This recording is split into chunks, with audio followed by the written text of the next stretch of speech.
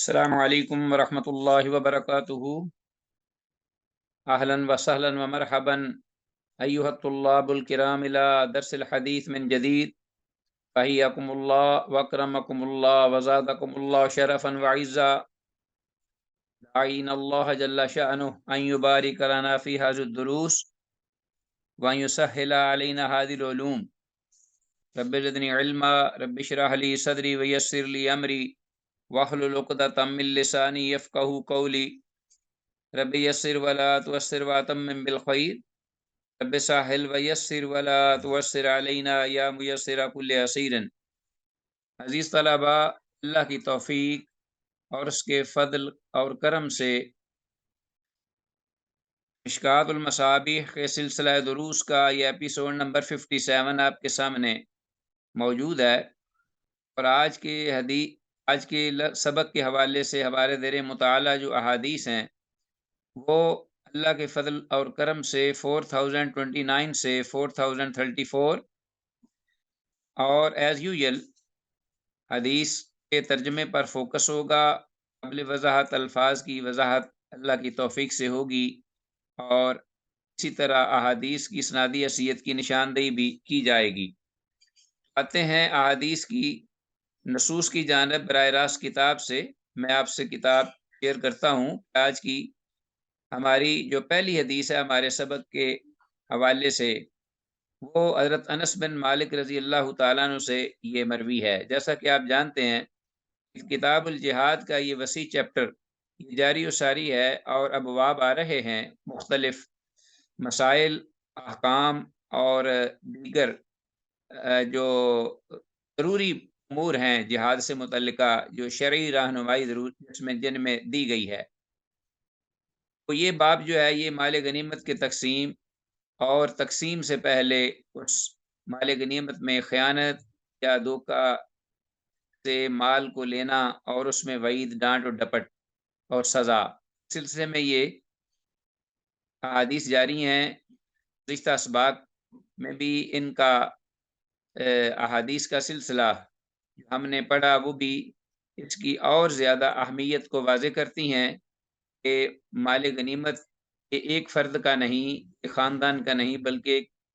پورے جو مجاہدین ہیں، بلکہ بیت المال میں اگر جائے تو سارے مسلمانوں کا اس میں مشترکہ حق ہے۔ تو اس میں ارتکاب جو ہے وہ ایسے ہی ہے جیسے کہ پورے جو اجتماعی اہل اسلام ہیں ان کی حق تلفی کی گئی، ان کا مال چوری کیا گیا، اس لیے اس پر بڑی وعید ہے۔ وعن انس رضی اللہ تعالیٰ عنہ قال قال رسول اللہ صلی اللہ علیہ وسلم یوم بدر۔ حضرت انس رضی اللہ تعالیٰ عنہ سے یہ روایت ہے، وہ کہتے ہیں رسول اللہ صلی اللہ علیہ وسلم نے ارشاد فرمایا، یوم بدر، بدر کے دن، یوم بدر کے دن آپ صلی اللہ علیہ وسلم نے یہ فرمایا، من ینظر لنا ما صنع ابو جہل، کون ہمارے لیے یہ دیکھے گا کہ کیا بنا ابو جہل کا، یا ابو جہل کے ساتھ کیا ہوا۔ ٹھیک ہو گیا جی۔ من ینظر لنا، ہمیں یہ کون دے کر بتائے گا کہ ابو جہل کے ساتھ کیا بنا۔ انطلق ابن مسعود، یہ بات سن کر عبداللہ بن مسعود رضی اللہ تعالیٰ عنہ چلے، وجدہ قد ضربہ ابن افرا، تو انہوں نے اس کو پایا میدان جنگ میں، بدر کے میدان میں، قد ضربہ ابن افرا، اس کو افرا کے دو بیٹوں نے مار دیا تھا۔ قد ضربہ ابن افرا حتی بردا، یہاں تک کہ وہ تقریباً ٹھنڈا پڑ گیا، یا یہ کہ وہ قریب المرگ تھا اور جان کنی میں تھا، نزع کی حالت میں تھا۔ قال فاخذ بلحیتہ، انس رضی اللہ تعالیٰ عنہ فرماتے ہیں کہ انہوں نے جا کر اس مرتے ہوئے اس امت کے فرعون کی داڑھی کو پکڑ لیا۔ فاخذ بلحیتہ، اس کی داڑھی کو پکڑا۔ فقال، کہنے لگے، انت ابو جہل، تو ہی ابو جہل ہے۔ قال، تو ابو جہل کہنے لگا اس حالت میں بھی مرتے ہوئے، وَهَلْ فَوْقَ رَجُلٍ قَتَلْتُمُوهُ، کیا تم نے ایک آدمی سے زیادہ کسی آدمی کا خون کیا ہے یا قتل کیا ہے؟ ایک آدمی سے زیادہ کسی آدمی کو قتل کیا ہے تم نے؟ وفی روایت، اور ایک روایت میں یہ الفاظ ہیں، قال کہ اس ابو جہل نے مرتے ہوئے یہ کہا، لو غیر اکار قتلنی، کاش کہ مجھے کاشتکار کے علاوہ، یعنی کسان کے علاوہ، کھیتی باڑی کرنے کے علاوہ کوئی شخص جو ہے وہ مجھے قتل کرتا۔ متفق علیہ، یہ حدیث جو ہے صحیح بخاری اور صحیح مسلم میں روایت کی گئی ہے، اور ان دونوں نے اس پہ اتفاق کیا اس کی صحت پر۔ تو حدیث طلبہ، یہ حدیث میں لفظ ابکار، سب سے پہلے اس کو انڈر لائن کیجیے، اس کا معنی ہے کاشتکار۔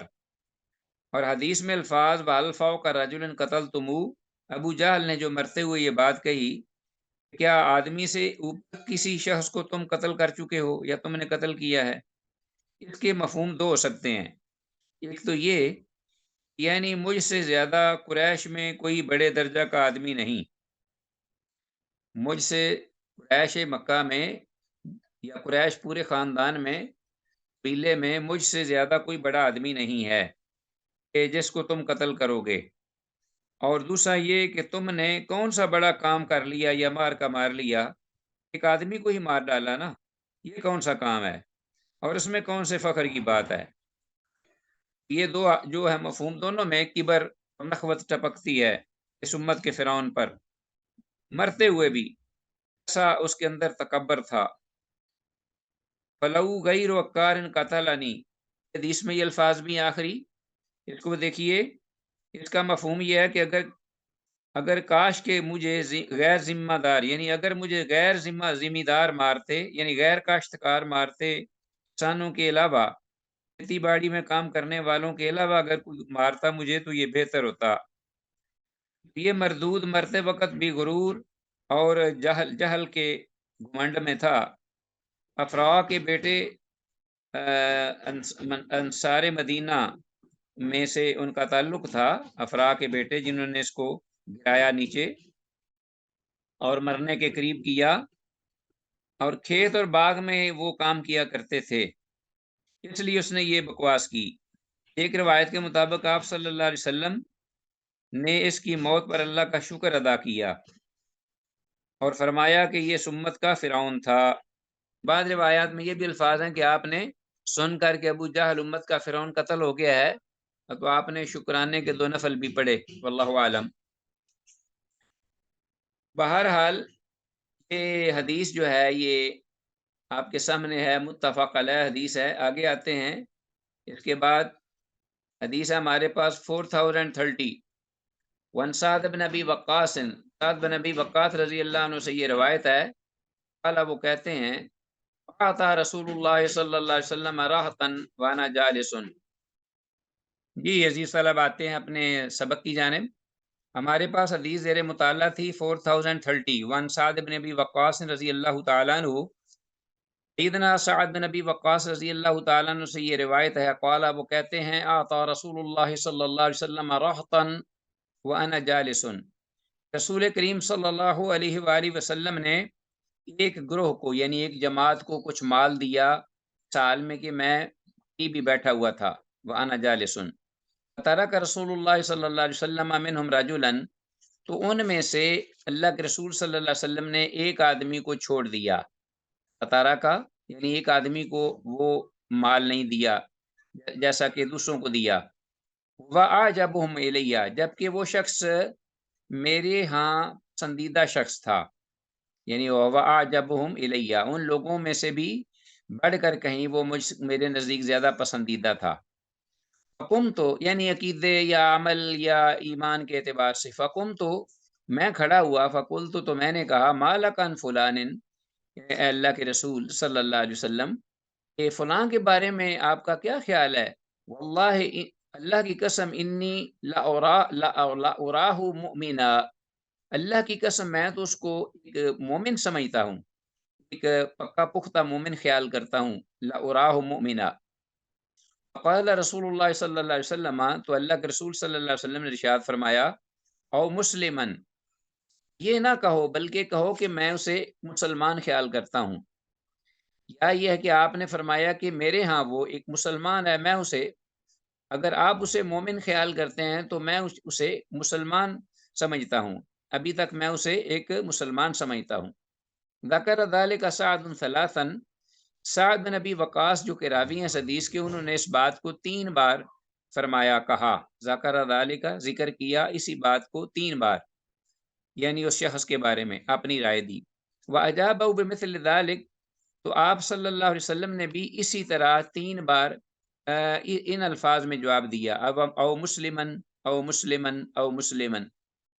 ثم قال، پھر آپ صلی اللہ علیہ وسلم نے فرمایا، وضاحت فرمائی، انی لأعطی الرجل وغیرہ احب الی، کہ بے شک میں آدمی کو دیتا ہوں مال، وغیرہ، تو اس کے علاوہ کا مال اس کے علاوہ کا کوئی شخص جو ہے، احب الی منہ، جو زیادہ محبوب ہوتا ہے میری جانب اس کی نسبت، یعنی میں ایک آدمی کو مال دیتا ہوں، انی لأعطی الرجل وغیرہ احب الی منہ، جبکہ دوسرا شخص جو ہے میرے نزدیک اس کی نسبت زیادہ پسندیدہ ہوتا ہے کہ میں اس کو مال دوں۔ خشیۃ ان یقب فی النار علی وجہہ، اس لیے کہ ان یقب، کہ کہیں وہ الٹا نہ لٹکا دیا جائے، فی النار، آگ میں، علی وجہہ، اپنے منہ کے بل، یعنی ان یقب فی النار، یہ کہ وہ جھونک دیا، یہ کہ اس ڈر سے کہ کہیں وہ جھونک نہ دیا جائے آگ میں، علی وجہہ، اپنے منہ کے بل۔ متفق علیہ۔ وفی روایت اللہما، اور امام بخاری اور امام مسلم کی ہی ایک روایت میں یہ بھی ذکر ہوا ہے کہ قال الزہری، کہ امام زہری رحمہ اللہ نے یہ کہا، فنرا، ہم یہ خیال کرتے تھے یا کرتے ہیں کہ ان الاسلام الکلمہ، کہ اسلام جو ہے کہ ظاہری کلمہ اور اقرار ہے، ظاہری، والایمان العمل الصالح، اور ایمان جو ہے وہ عمل صالح کا نام ہے، نیک عمل کا نام ہے۔ تو امام زہری رحمہ اللہ نے صحیحین میں یہ ان کی عبارت ذکر ہوئی ہے، انہوں نے کہا ہے کہ ہم یہ سمجھتے یا خیال کرتے ہیں کہ اسلام جب کہا جائے کسی کو کہ وہ مسلم ہے ایک ہی وقت میں، تو اسلام کا معنی الگ ہوتا ہے اور ایمان کا معنی اپنا ہوتا ہے۔ اسلام سے مراد ظاہری کلمہ ہے، جبکہ ایمان جو ہے وہ نیکی کا عمل ہے۔ چلیں جی، 4030 یہ حدیث ہے۔ حدیث میں مذکور لفظ راحتن کو انڈرلائن کی، جس کا معنی ہے جماعت یا گروہ۔ امام زہری رحمہ اللہ کا قول، ہم یہ اعتقاد رکھتے ہیں یا رکھتے تھے کہ اسلام کلمہ شہادت ہے، جبکہ ایمان عمل صالح۔ تو فائدہ من جملہ فوائد میں سے ایک یہ فائدہ ہے اس حدیث کا کہ اگر میں یہ مال چاہتے ہوئے بھی کہ اسے نہ دیا جائے اور پھر نہ دوں، وہ کافر ہو جائے تو پھر وہ دوزخی ہو جائے۔ رسول اللہ صلی اللہ علیہ وسلم نے اس لیے یہ مال بعض اوقات دیا بعض لوگوں کو نہ چاہتے ہوئے بھی، جبکہ دوسرے لوگ جو ہیں وہ زیادہ آپ کے ہاں ان کی نسبت محبوب یا پیارے ہوتے تھے، کہیں یہ شخص جو ہے اگر میں اس کو محروم کر دوں یا اس وقت مال نہ دوں، تو اس مصلحت کی خاطر کہ کہیں وہ شخص جو ہے وہ کافر نہ ہو جائے اور وہ کفر کی وجہ سے پھر وہ جہنمی نہ بن جائے، اور جہنمی جب ہوگا تو وہ آگ میں جل جائے گا۔ تو ان سے مراد بس اوقات وہ لوگ بھی ہوتے تھے جو نیو مسلمز ہوتے تھے، تو ان کی جو اپنا تالیف قلوب کے لیے، ان کی تالیف قلبی، دلی جو ہے اپنے دلجوئی کے لیے، ان کے یا اس مصلحت کی خاطر ان کو اور قریب کرنے کے لیے، جبکہ یہ لوگ جو نو مسلم ہوتے تھے، ایمان ان کے دلوں میں ابھی پوری طرح جاگزی نہیں ہوتا تھا، رسول اللہ صلی اللہ علیہ وسلم اس طرح کا رویہ جو ہے ان کے ساتھ یا سلوک رکھتے تھے تاکہ وہ اور زیادہ پختہ ہو جائیں اور قریب آ جائیں۔ جی عزیز طلبہ، آتے ہیں ہم اپنا درس کی جانب۔ آج کے لیسن میں جو اب حدیث ہے ہمارے پاس وہ 4031 ہے، جو کہ عبداللہ بن عمر رضی اللہ عنہما سے مروی ہے۔ وانی بن عمر رضی اللہ تعالی عنہما ان رسول اللہ صلی اللہ علیہ وسلم قام، یعنی یوم بدر، کہ اللہ کے رسول صلی اللہ علیہ وسلم کھڑے ہوئے، یعنی بدر کے دن، غزوہ بدر جو ہوا اس دن آپ کھڑے ہوئے، فقال، تو آپ نے فرمایا، ان عثمان انطلق فی حاجت اللہ، فقالا، تو آپ نے فرمایا، ان عثمان انطلق فی حاجت اللہ، کہ بے شک عثمان، یعنی عثمان بن عفان رضی اللہ تعالیٰ عنہ، وہ چلے ہیں اللہ کی ضرورت میں، اللہ کے لیے کسی کام میں گئے ہیں، وہ حاجت رسول ہی، اور اس کے رسول یعنی پیغمبر کے کام کی خاطر وہ گئے ہیں، وَإِنِّي أُبَايِعُ لَهُ، اور بے شک میں ان کی طرف سے بیعت کرتا ہوں۔ فَضَرَبَ لَهُ رسول اللہ صلی اللہ علیہ وسلم بِسَہْمٍ، تو اللہ کے رسول صلی اللہ علیہ وسلم نے یہ فرمایا اور ان کے لیے جو مال غنیمت تھا ان میں سے ایک حصہ جو ہے وہ مقرر فرمایا۔ ٹھیک ہے جی۔ وَلَمْ يَضْرِبْ لِأَحَدٍ غَابَ غَيْرَهُ، اور آپ نے نہیں کوئی حصہ متعین کیا کسی بھی ایک کے لیے، غاب غیرہ، جو کہ غیر حاضر رہا اس دن حضرت عثمان رضی اللہ عنہ کے علاوہ۔ رواہ ابو داود، اس امام ابو داود نے روایت کیا ہے۔ 4031 حدیث ہے۔ بعض اہل علم نے اس حدیث کو ضعیف قرار دیا اپنی تحقیق میں، جبکہ بعض دیگر اہل تحقیق نے اسے حسن درجہ کی حدیث قرار دیا ہے۔ واللہ تعالی اعلیٰ وعلم بالصواب۔ ایز یوزل ہم اس حدیث کی جو حیثیت ہے اسنادی، اس کو ہم اس کے علم کو اللہ کے سپرد کرتے ہیں۔ واللہ اعلیٰ وعلم بالصواب۔ تو بہرحال یہ حدیث جو ہے اس میں جو اختلاف ہے اہل علم کے مابین، اس سے یہ واضح ہوا ہے کہ یہ روف اس قدر شدید نہیں کہ اس کو ہم ریجیکٹ کر دیں۔ تو بہرحال بعض کے نزدیک یہ حسن درجہ کی حدیث صحت کے اعتبار سے قرار پائی ہے یا پاتی ہے۔ اچھا جی، حدیث کے من جملہ فوائد میں سے عزیز طلبہ حجت اللہ البالغہ میں، تو یہ شاہ ولی اللہ رحمہ اللہ کی ماشاءاللہ یہ حدیث ہمارے زیر مطالعہ ہے، جو کہ ہم نے 4031 حدیث پڑھی ہے۔ اور میں یہ کہہ رہا تھا کہ شاہ ولی اللہ رحمہ اللہ کی کتاب حجت اللہ البالغہ، جو کہ بڑی معروف کتاب ہے، اس میں یہ مرقوم ہے، یعنی لکھا ہوا ہے کہ جسے بھی شخص کو حاکم کسی لشکر کے کاموں کی غرض سے بھیجے، یعنی جس کا تعلق جہاد سے ہو اور جہاد ہی کی وجہ سے وہ کوئی کام کرنے جائے، مثال کے طور پہ کوئی ایمبیسڈر کوئی کسی کو حاکم جو ہے وہ بھیجتا ہے بنا کر، قاصد، یا کوئی جاسوس بنا کر دشمن کے خلاف، یا کوئی نگہبان محافظ بنا کر، یا کوئی مخبر بنا کر کسی کو بھیجتا ہے، تو ان سب کو ایک ایک الگ حصہ ملے گا وہاں سے۔ وہ ایسے ہی ہیں جیسے کہ وہ جہاد میں شریک ہیں اور کفر کے خلاف برسر پیکار ہیں۔ لڑنے والے جنگجوؤں کی طرح ان کا شمار ہوگا، اگرچہ وہ لڑائی میں حاضر نہ بھی ہوں، جیسے آپ صلی اللہ علیہ وسلم نے سیدنا عثمان رضی اللہ عنہ کو اس حدیث میں جو ہم نے پڑھا ہے بدر کے دن حصہ دلایا، حالانکہ وہ اس میں شریک نہ ہو سکے تھے، تو آپ نے صراحت فرمائی تھی کہ وہ اللہ اور اس کے رسول کی ذمہ داری میں، کسی کام کی ذمہ داری میں یا ڈیوٹی میں گئے ہیں اس کو سر انجام دینے کے لیے۔ آگے جی ہمارے پاس حدیث 4032، وہ رافع بن خدیج، رافع بن خدیج رضی اللہ تعالیٰ عنہ سے یہ روایت ہے، قال کہتے ہیں کان رسول اللہ صلی اللہ علیہ وسلم یجعل فی قسم المغانم عشرا من الشاء ببعیر، کہ کانا تھے اللہ کے رسول صلی اللہ علیہ وسلم یجعل مقرر کرتے یا تعین فرماتے فی قسم المغانم غنیمتوں کے مال کی تقسیم کے بارے میں، عشرن من الشاء 10 بکریاں، ببعیر ایک اونٹ کے بدلے، یعنی ایک اونٹ کے مساوی، ایکول ٹو جسے کہتے ہیں نا، برابر، یعنی 10 بکریوں کو آپ ایک اونٹ کے برابر قرار دیتے حصوں کی تقسیم کے وقت۔ چلیں جی، تو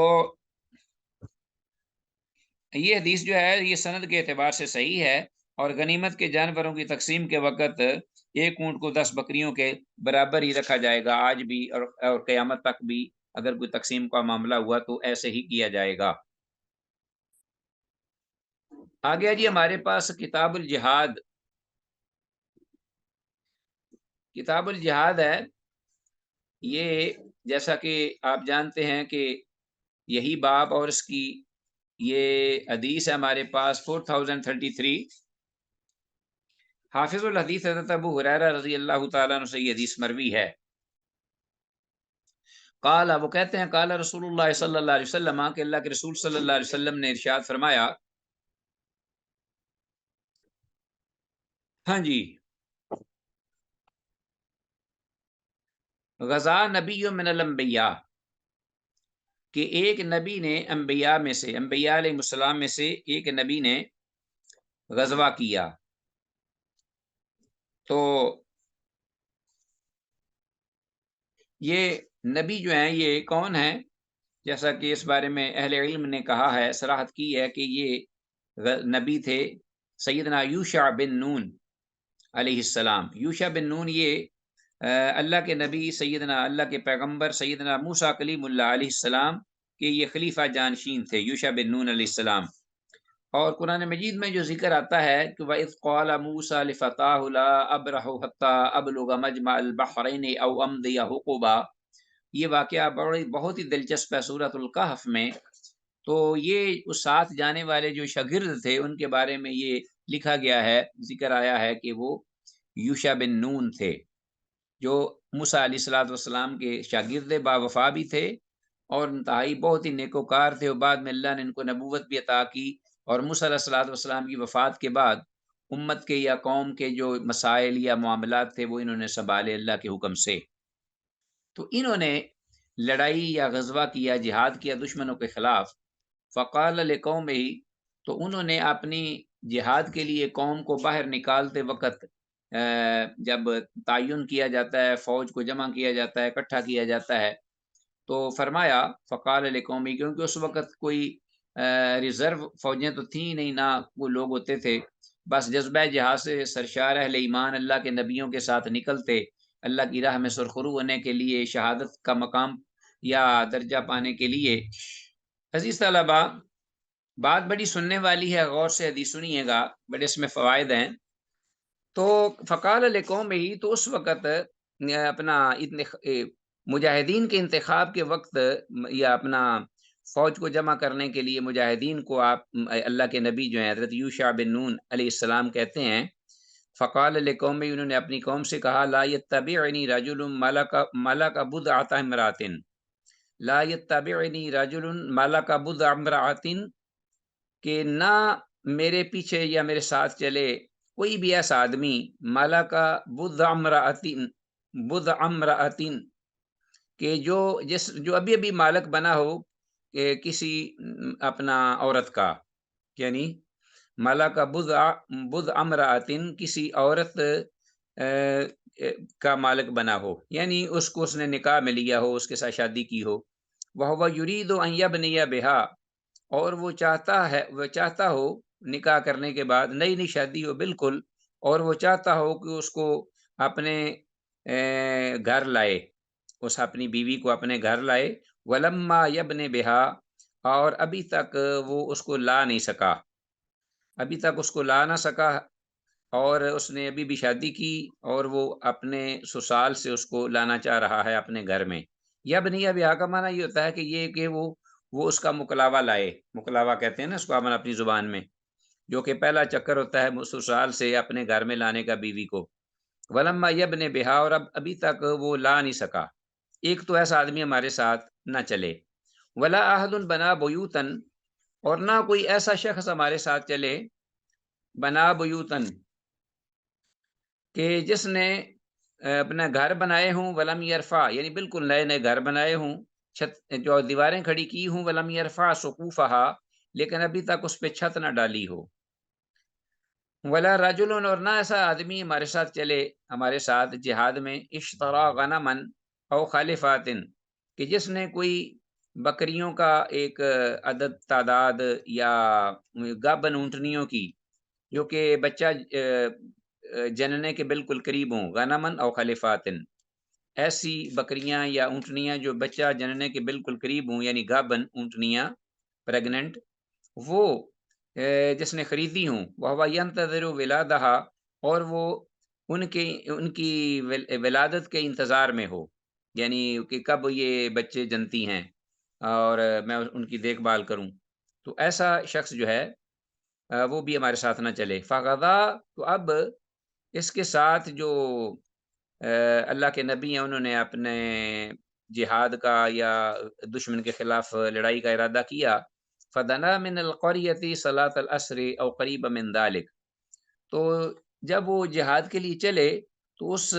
مشرکوں کی یا کفار کی بستی کے وہ قریب ہوئے، فدنا من القریۃ صلاۃ العصر، نماز عصر کے وقت او قریب من ذالک، یا عصر کے وقت کے قریب قریب وہ وہاں پہنچے جہاں انہوں نے جن کے خلاف لڑنا تھا، جہاد کرنا تھا۔ فقال للشمس سے، تو اللہ کے نبی نے سورج سے یہ کہا، انک مامورۃ، کہ اے سورج تو بھی معمور ہے، وانا مامور، اور میں بھی معمور ہوں۔ کیا مطلب؟ کہ تو بھی اللہ کے حکم کا پابند ہے اور میں بھی اللہ کے حکم کا پابند ہوں۔ اللہم بسہا علینا، تو میں دعا کرتا ہوں کہ اے اللہ اس کو ہم پر روک لے، سورج کو روک لے، یہاں جہاں کھڑا ہے غروب نہ ہونے دے۔ فہوبست، تو سورج کو روک دیا گیا، یعنی اس کی دعا اللہ نے قبول کی۔ حتی فتح اللہ علیہ، یہاں تک کہ اللہ نے دشمن کے خلاف ان کو فتح نصیب فرمائی۔ فجمع الغنائم، تو اس کے بعد اللہ کے نبی علیہ السلام نے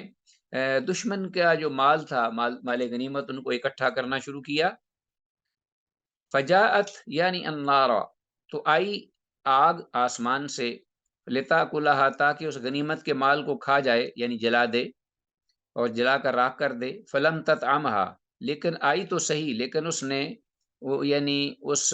غنیمتوں کے جو ڈھیر تھے لگے ہوئے مال دشمن کے، ان کو اس نے نہ کھایا، نہ ان کو جلایا، نہ ان کو راکھ کا ڈھیر بنایا۔ فقال، تو اس پر اللہ کے نبی صلی اللہ علیہ السلام نے فرمایا، ان فیکم غلولا، بھائی بات یہ ہے کہ تمہارے اندر کوئی خیانت کا معاملہ ہے۔ ان فیکم غلولن، تو چونکہ اس باب میں جو کہ ہم پڑھ رہے ہیں، زیر مطالعہ باب، اور اس میں یہ حدیث آ رہی ہیں، اس میں غنیمتوں کے مال میں جو اپنا خیانت یا دھوکہ یا جھوٹ بول کر یا فریب سے کے ساتھ مال ہڑپ کرنے اور اس پر وعید کا معاملہ ہے، اس لیے یہ حدیث جو ہے وہ لائی گئی ہے، اس کا تعلق باب سے اس حساب سے بنتا ہے۔ فلیبایع، تو فلیبایعنی ان فیکم غلولا، تمہارے اندر کچھ معاملہ خیانت کا ہے، اسی لیے جو آگ ہے وہ قریب نہیں پھٹک رہی اور نہ اس کو جلا رہی ہے، نہ اس کو ٹچ کر رہی ہے۔ فلیبایعنی من کل قبیلۃ رجل، تو اب چاہیے کہ ہائے قبیلہ میں سے، ہر قبیلہ میں سے، من کل قبیلۃ رجل، جو آدمی ہے، جتنے بھی قبائل ہیں ان میں سے جتنے لوگ ہیں وہ باری باری میرے ہاتھ پر بیعت کریں۔ فلیبایعنی من کل قبیلۃ رجل، فلزقت ید رجل بیدہ، تو اللہ کے نبی صلی اللہ علیہ وسلم کے اس فرمان پر جو لوگ ہیں وہ آنے لگے اور آپ علیہ السلام کے ہاتھ پر بیعت کرنے لگے۔ اور بیعت جب آپ کو علم ہے کہ ایسے ہوتی تھی کہ مرد جو ہیں وہ اللہ کے نبی کے ہاتھ پر باقاعدہ ہاتھ رکھتے اور وہ ہاتھ ٹچ کرتے اور پھر عہد و پیمان ہوتا۔ تو فلزقت، اس دوران ید رجل بیدہ، ایک آدمی کا ہاتھ جو ہے وہ اللہ کے نبی کے ہاتھ کے ساتھ چپک گیا۔ فلزقت، تو چپک گیا یعنی چمٹ گیا، ید رجل، ایک آدمی کا ہاتھ بیدہ، اللہ کے نبی علیہ السلام کے ہاتھ کے ساتھ بیعت کے دوران۔ فقال، تو انہوں نے کہا، فیکم الغلول، ہاں اب پتہ چلا، معاملہ سامنے آ گیا کہ تیرے اندر ہی یہ خیانت ہے، تمہارے اندر ہی خیانت ہے، یعنی تو یا تیرے متعلقہ جتنے بھی لوگ تیرے قبیلے کے تیرے ساتھ ہیں وہ سارے اس میں شامل ہوں گے۔ اسی لیے فجاؤ براس مثل راس بقرۃ من الذهب، فجاؤ براس، تو پھر جب وہ پکڑے گئے، اب انکار تو کر نہیں سکتے تھے، تو فجاؤ، تو وہ لے آئے، براسن، ایک سر، ایک ہیڈ لے آئے، سر، مثل راس بقرۃ، ایک گائے کے سر کی مانند، گائے کے سر کی مانند ایک سر لے آئے، من الذهب، سونے کا، گولڈ کا، اللہ اکبر، اتنا زیادہ گولڈ، سونا، کہ جس سے گائے کا ایک سر، یعنی کوئی جیسا کہ لگتا ہے کہ کہیں کسی نے پوجا کے لیے اس بت کو تیار کیا تھا سونے سے، تو وہ کفار کے ساتھ جب لڑائی ہوئی تو وہ بت جو تھا اس کا سر گائے کا، جو کہ شاید پوجا پاٹ کے لیے انہوں نے رکھا ہوگا، تو اہل ایمان کے قبضے میں آ گیا۔ جیسا کہ سامری نے بھی یہ گائے بنائی تھی، آپ کو علم ہے اپنا، جیسا کہ سورہ بقرہ میں بھی آتا ہے، دیگر جگہوں میں بھی، کہ سامری جادوگر جو یہودی تھا ہے نا، اپنا سامری جادوگر، قبطی بات کہتے ہیں، قبطی نسل میں سے تھا، تو اس نے بنی اسرائیل کے لیے گائے بنائی تھی، بچڑا بنایا تھا، اور اس کے اندر کچھ سوراخ رکھ دیے تھے، سونے کا بنایا تھا وہ، اور کہا تھا کہ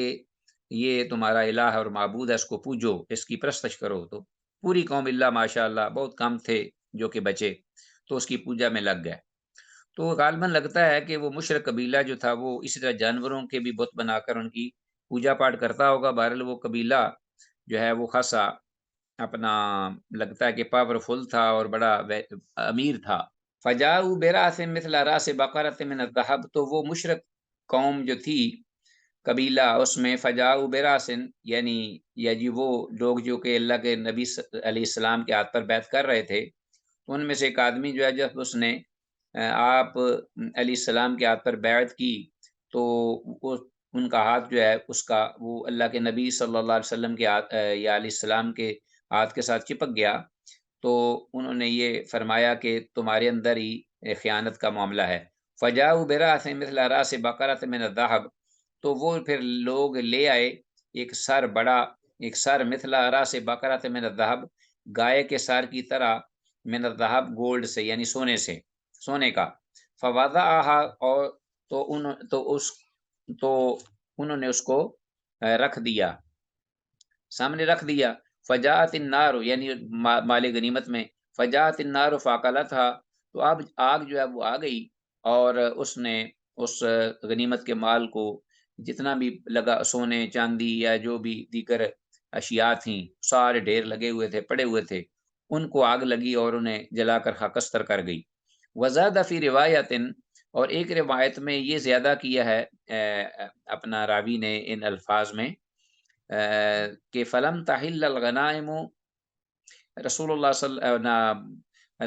کے رسول صلی اللہ علیہ وسلم نے یہ بات فرمائی، فلم تحل الغنائم لأحد قبلنا،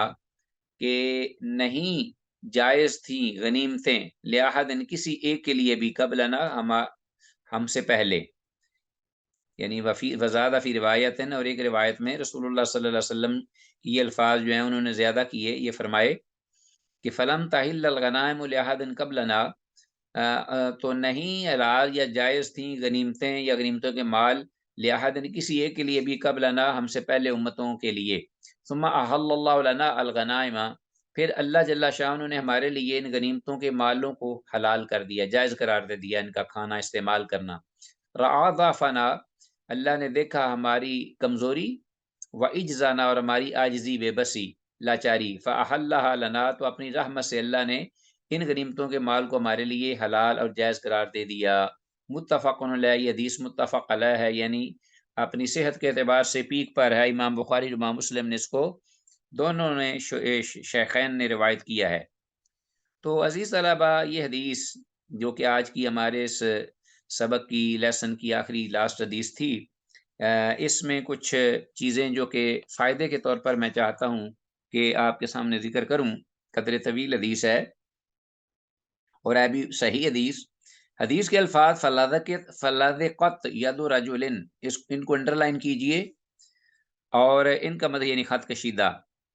یہ عبارت ہونی چاہیے، کا مطلب ہے تو ایک آدمی کا ہاتھ چمٹ گیا یعنی چپک گیا، فلذقت ید رجل بیدہ، یعنی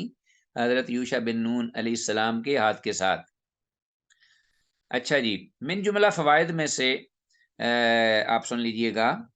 کہ حدیث میں جہاد کا اعلان کرنے والے اللہ کے نبی سیدنا موسیٰ علیہ السلام کے جانشین خلیفہ یوشع بن نون علیہ السلام تھے، اور یہ لڑائی شام کے ملک اریحا میں ہوئی تھی، سیریا کا جو ملک ہے اس میں اریحا ایک علاقہ ہے۔ جمعہ کا دن تھا، اللہ تعالیٰ نے حضرت یوشع بن نون علیہ السلام کی دعا سے آفتاب کو لڑائی میں فتح ہونے تک روکے رکھا۔ تو اللہ خالق ہے اور اپنی مخلوق کو جیسا بھی حکم دے تو مخلوق جو ہے وہی کر گزرتی ہے، فوراً طوعاً کرہن۔ تو ایک یہ بات بڑی اہم ہے جو کہ قابل غور ہے، وہ یہ کہ اللہ کے نبی صلی اللہ علیہ وسلم نے لشکر کی اکٹھا کرتے ہوئے لشکر کو یا مجاہدین کو اکٹھا کرتے وقت یہ جو فرمایا کہ اس طرح کے لوگ جو ہیں وہ میرے ساتھ نہ چلیں جہاد کے لیے، تو اس میں کیا حکمت تھی، کیا مصلحت تھی، واللہ عالم۔ وہ یہی معلوم ہوتی ہے کہ نئی شادی والے، نئے مکان بنانے والے اور گابن جانوروں کے مالک یعنی ایسے جانور کے جن کے بالکل قریب ہو بچہ جننے کے، اونٹنیاں یا بکریاں وغیرہ جانور، تو بڑا یہ ایک قیمتی اثاثہ ہے یا تھا اس وقت۔ تو ان کو اس لیے ساتھ نہ لیا کہ دوران جہاد ان کا دل ان چیزوں کے ساتھ اٹکا رہے گا۔ تو انہوں نے، اللہ کے نبی نے علیہ السلام نے ان لوگوں کو اپنے ساتھ اس لیے نہ لیا کہ دوران جہاد بھی یہ یکسوئی کے ساتھ لڑ نہیں سکیں گے، دشمنوں کے ساتھ برسر پیکار رہنا، ایسے لوگوں کے لیے بالکل ایسے ہی جیسے کہ حتیٰ کہ نماز، جو فرض نماز اگر کھڑی ہو تو کچھ ایسی چیزیں ہیں کہ اللہ کے رسول صلی اللہ علیہ وسلم نے روکا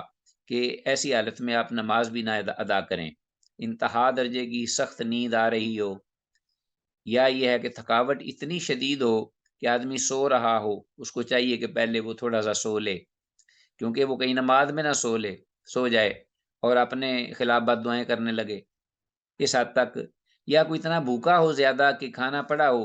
اور اس بیچارے کی جو آنتیں ہیں وہ قل ہو اللہ پڑھ رہی ہوں، تو وہ نماز کے لیے چلا جائے، اس کی بھی توجہ کھانے کی طرف رہے گی، یکسوئی کے ساتھ عبادت نہیں کر سکے گا۔ اسی طرح اگر بوجھل ہو پیشاب وغیرہ کے لیے تو اس سے بھی فارغ ہو کر بعد میں وہ نماز ادا کرے۔ تو بالکل ایسے ہی جہاد کے دوران بھی یہ چیزیں جو ہیں وہ واقعی رکاوٹ بنتی ہیں ایسے لوگوں کے لیے۔ یہ تو ان چیزوں کا اپنا ذکر ہوا ہے ان حدیث میں، لیکن اگر ان کے علاوہ اور بھی کوئی ضروریات کی زندگی کی چیزیں ہیں کہ جو انسان جس کے بغیر بےتاب ہو جاتا ہے، پریشان ہو جاتا ہے، بے چین ہو جاتا ہے، اگر وہ لاحق ہوں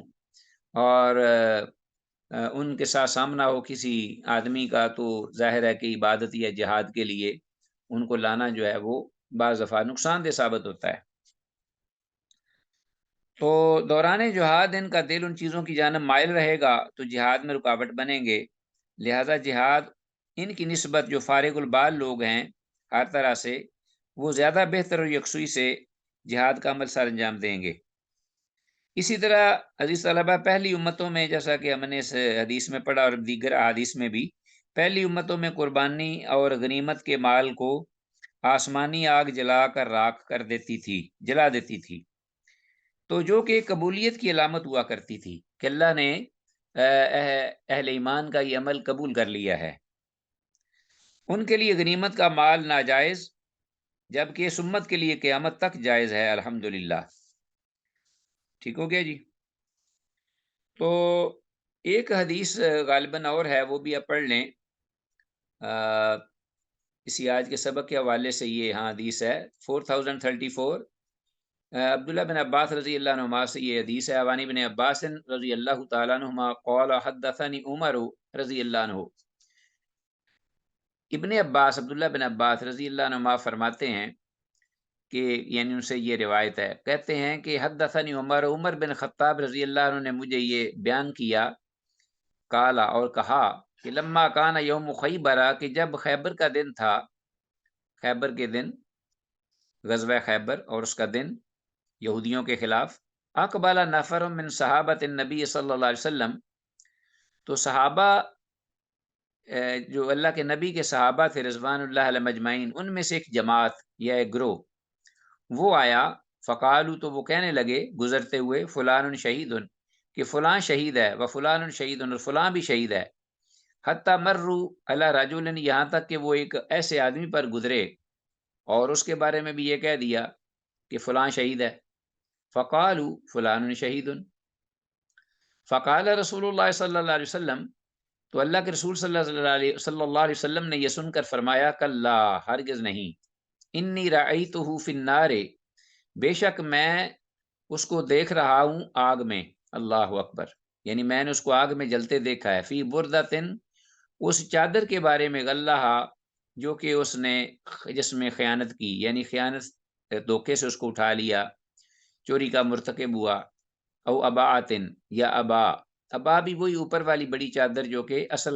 لباس سے اوپر اوڑا کرتے تھے، اللہ اکبر، اس نے چرا لی تھی، ثم قال رسول اللہ صلی اللہ علیہ وسلم، پھر اس کے بعد اللہ کے رسول صلی اللہ علیہ وسلم نے فرمایا، یا ابن الخطاب، اے خطاب کے بیٹے، یعنی اے عمر، اذهب، جاؤ، فناد فی الناس، اور لوگوں میں یہ اعلان کر دو، جاؤ اور لوگوں میں یہ اعلان کر دو کہ انہ لا يدخل الجنت الا المؤمنون، کہ بے شک شان یہ ہے انہ لا يدخل الجنت، نہیں داخل ہوں گے جنت میں الا المؤمنون سوائے اہل ایمان کے، یعنی جو پکے پورے اہل ایمان ہیں مکمل۔ ثلاثن، 3 بار آپ نے یہ بات فرمائی۔ قالا، تو عمر رضی اللہ عنہ نے کہا کہ فخرجت، تو اس پر میں نکلا، فنادیت، تو میں نے یہ اعلان کیا، الا، خبردار، آگاہ ہو جاؤ، انہ لا يدخل الجنت المؤمنون، کہ نہیں جنت میں جا سکیں گے سوائے کامل ایمان والے۔ ثلاثن، یہ بھی 3 بار انہوں نے بات کہی۔ رواہ مسلم، امام مسلم نے سے روایت کیا ہے۔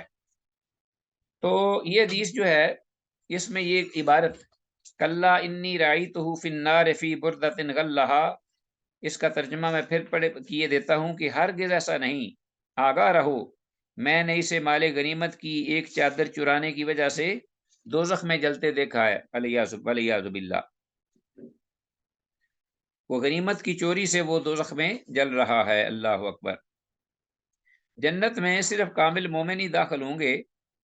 تو شہادت کہاں؟ یعنی آپ صلی اللہ علیہ وسلم نے صراحت کر دی کہ تم کہتے ہو کہ وہ جنت میں جا رہا ہے، جنت تو بہت دور کی بات ہے، وہ تو غنیمت کی چوری کی وجہ سے جہنم میں جل رہا ہے، والیاذ باللہ۔ تو یہ حال ان لوگوں کا ہے کہ جو رسول کریم صلی اللہ علیہ وسلم کی صحبت میں رہتے تھے اور پھر اتنی ان سے یہ جو غلطی ہوتی یا کرتے تو اس کی پاداش میں یہ کھو جہنم کی آگ جو ہے اس میں ان کو جلنا پڑا، والیاذ باللہ۔ تو اس لیے جتنا ہو سکے اللہ کی پناہ طلب کرنی چاہیے ایسے عمل سے کہ جس سے دنیا میں تو فائدہ کوئی نہیں ہوتا، آخرت میں اس کی وجہ سے اللہ اکبر کوئی جیسے جوتے کا تسمہ لے کے آ گیا اور وہ بھی جہنم میں جلنے کا سبب بن جائے، تو اس سے بڑی بدبختی انسان کی کیا ہو سکتی ہے۔ تو عزیز طلبہ، اس کے ساتھ ہی آج کا یہ لیسن اللہ کے فضل و کرم سے اختتام پذیر ہوا، اس دعا کے ساتھ